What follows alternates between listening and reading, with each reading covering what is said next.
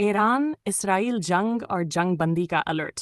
صدر ٹرمپ نے منگل کی صبح اعلان کیا کہ ایک جنگ بندی سیز فائر پر اتفاق ہوا، مگر اس کے چند گھنٹوں بعد ہی دونوں ممالک نے حملے کیے۔ ایران نے میزائل حملے کیے جبکہ اسرائیل نے مزید فضائی کارروائی کی۔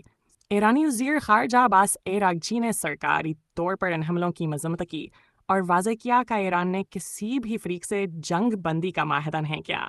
ٹرمپ، جو خود جنگ بندی کی حمایت کر چکے ہیں، نے زخمی آواز میں اسرائیل اور ایران دونوں پر "They don't know what the fuck they're doing" وہ اسرائیل پر زور دے رہے ہیں کہ بمباری بند کرے اور پائلٹس کو واپس بلایا جائے۔ امریکی دفاعی اکنامک انفراسٹرکچر میڈیا رپورٹس کے مطابق امریکہ نے نیوکلیئر سائٹس پر بمباری کے بعد ان پر حملہ کرنے سے گریز برتا۔ صدر نے کہا کہ وہ ایران میں نظام کی تبدیلی نہیں چاہتے کیونکہ ان انکنڈیشنل سرنڈر خطرناک نتائج لا سکتی ہے۔ Pakistan minus Imran Khan formula. یہ فارمولہ بنیادی طور پر ایک سیاسی مفروضہ تھا کہ اگر عمران خان نہ ہوں تو صورتحال بہتر ہو سکتی ہے۔ یہ بحث کئی برسوں پر محیط رہی، خاص طور پر ڈی کے عدم اعتماد کے مقدمے سے پہلے۔